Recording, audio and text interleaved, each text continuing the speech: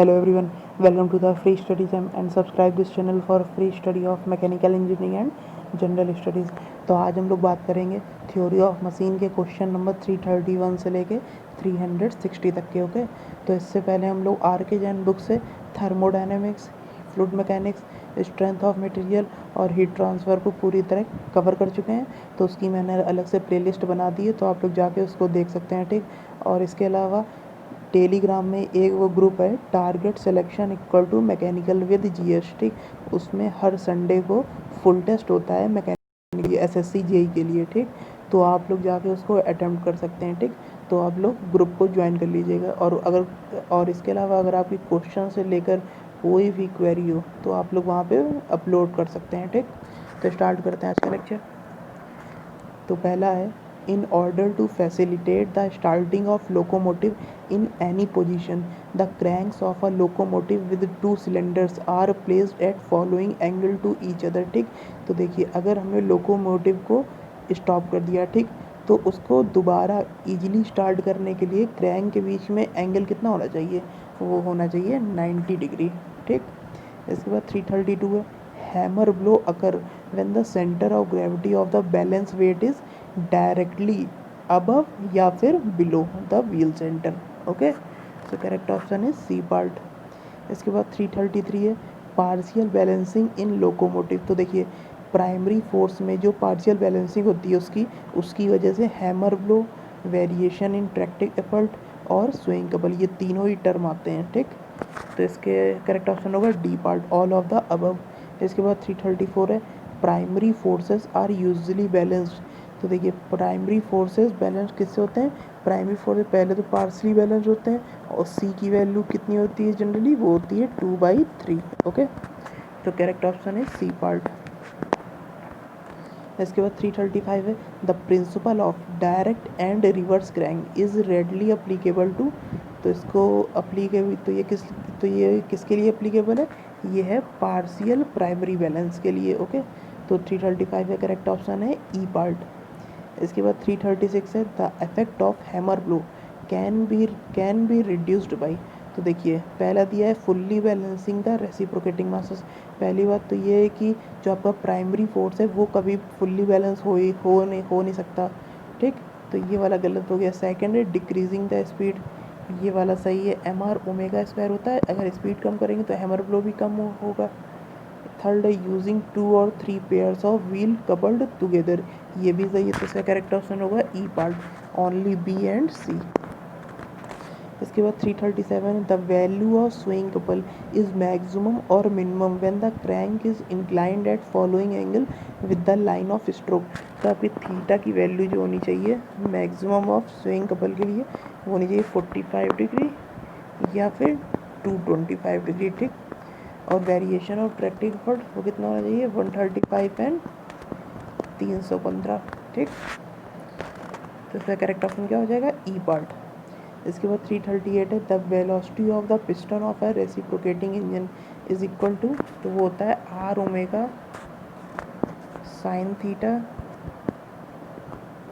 Plus sine 2 theta divided by 2 under root N square minus sine square theta. तो उसको हम लोग N लिख लेंगे, तो ये होगा। ठीक, अब इसमें देखिए इसमें बस 2 यहाँ पे इनको और लगाना चाहिए और आपका करेक्ट ऑप्शन हो जाएगा बी पार्ट। ठीक, इसके बाद 339 है, in balancing of coupled locomotive one has to consider following planes, two planes of coupling rods, two planes of driving wheels containing balance weight. ठीक, तो ये तीनों ही ऑप्शन आपके सही हैं, तो आपका करेक्ट ऑप्शन होगा डी पार्ट। इसके बाद 340 है, if damping factor in a vibration system is unity then the system will be. तो देखिए अगर आप इन्होंने डैम्पिंग फैक्टर को 1 ले लिया तो ये क्या है?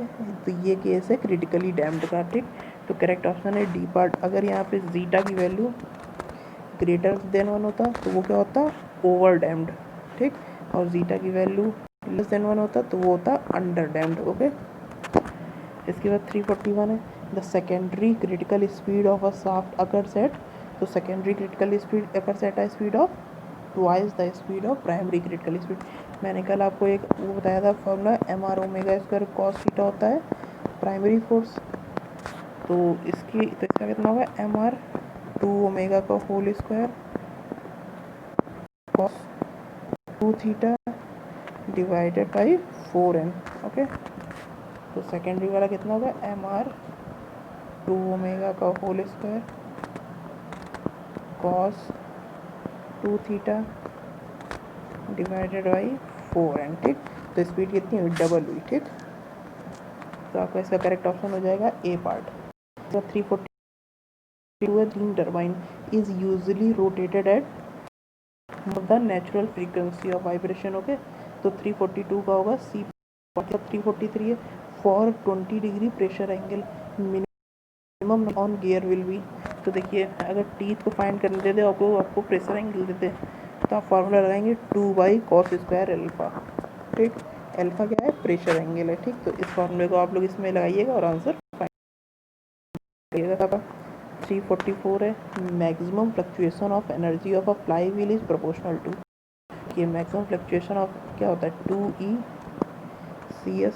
ठीक, ई कितना होगा हाफ आई ओमेगा स्क्वायर, तो 2 से 2 कैंसिल हो जाएगा, तो कितना बचेगा आई ओमेगा स्क्वायर। CS कितना होगा ओमेगा मैक्स माइनस ओमेगा मिन डिवाइडेड बाई ओमेगा मीन। तो ओमेगा मीन से ये आपका कैंसिल हो जाएगा, तो आपका जो फ्लक्चुएशन ऑफ एनर्जी बचेगा वो बचेगा आई ओमेगा मैक्स का स्क्वायर माइनस ओमेगा मिन का स्क्वायर। ठीक, तो ये किसके प्रोपोर्शनल हुआ maximum fluctuation of over difference of square of maximum and minimum speeds of fly wheel. Okay, तो करेक्ट ऑप्शन है आपका सी पार्ट। इसके बाद 345 है in the case of coupled wheel locomotive the magnitude of hammer blow is, तो reduced increased same, तो इसमें क्या होगा रिड्यूस्ड होगा। ओके, तो करेक्ट ऑप्शन क्या होगा ए पार्ट। इसके बाद 346 है coefficient of fluctuation of energy. तो coefficient of fluctuation of energy क्या होता है it is the ratio of the maximum fluctuation of energy to the work done per cycle. Okay, तो करेक्ट ऑप्शन है सी पार्ट। इसके बाद 347 है the fluctuation of energy in a turning moment diagram. तो fluctuation of energy in a turning moment diagram क्या होता है, तो वो होता है आपका the variation of energy above and below the mean register. ठीक, तो देखिए ये होता है अगर मीन एनर्जी लाइन ये है तो इसके ऊपर का जितना भी एरिया होगा ये होगा मैक्सिमम फ्लक्चुएशन ऑफ एनर्जी, और इसके नीचे का जितना एरिया होगा और ऊपर का एरिया नीचे का एरिया इक्वल होंगे। ओके, तो इसका करेक्ट ऑप्शन क्या होगा ए पार्ट। इसके बाद 348 है following valve is used to vary the cut off while engine is in motion without reversing facility. So correct option is A part. ये आपको याद करने वाला क्वेश्चन है। इसके पास 349 है the valve gear which does not call for eccentric is known as, तो इसका करेक्ट ऑप्शन होगा डी पार्ट जो है वॉल्व गियर। ठीक, ये दो क्वेश्चन आपको याद रखने हैं। इसके बाद 350 है governor sensitivity is the ratio of, तो it is the ratio of range of speed to the mean speed. ठीक, RS/MS, तो इसका करेक्ट ऑप्शन कितना हो जाएगा ए पार्ट। इसके बाद 351 है the weight of a porter governor is inversely proportional to omega square. ठीक, so correct option is D part. इसके बाद 352 है the height of simple Watt governor is proportional to 1/n square. Okay, so correct option is D part. इसके बाद 353 है if the governor balls have one particular fixed radius for each given speed in the equilibrium position such a governor is said to be, तो देखिए जिस governor में हम लोग radius को फिक्स करते हैं वो होगा स्टेबल, और जिसमें स्पीड को फिक्स करते हैं वो होगा आइसोक्रोनस। ओके, इसके बाद 354 है the effort of a porter governor, तो पोर्टर गवर्नर का एफर्ट किसके इक्वल होता है E/2 equal to CmG plus FS। ठीक, ये mg plus small mg। Okay, तो ये हो गया पोर्टर गवर्नर, तो वो हुआ directly proportional to percentage increase in speed. So correct option is A part. इसके बाद 355 है the power of a porter governor, तो आपकी पावर जो होगी पोर्टर गवर्नर की वो डायरेक्टली प्रोपोर्शनल टू होगी S स्क्वायर के। Okay, so correct option is C part. इसके बाद 356 है the magnitude of swing couple due to partial balancing of the primary and balancing force in locomotive.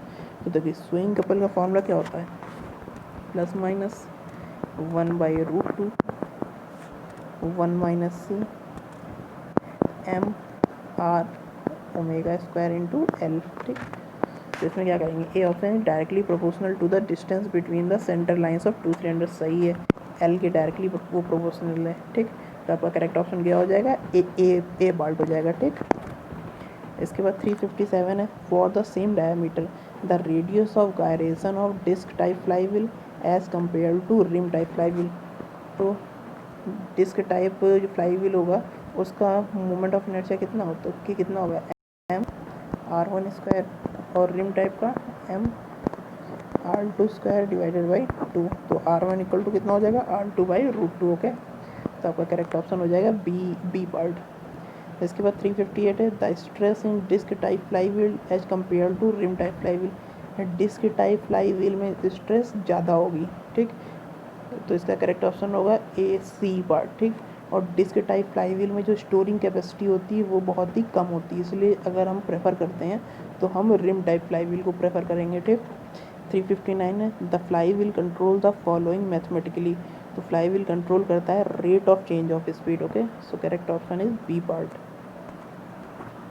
360 है, the variation in tractive force caused by unbalanced primary force in locomotive with increase in the fraction of the reciprocating mass to be balance. तो देखिए 1 minus सी होता है proportional, अगर सी की value increase करेंगे तो variation of tractive force क्या होगा, डिक्रीज होगा। So correct option is C part.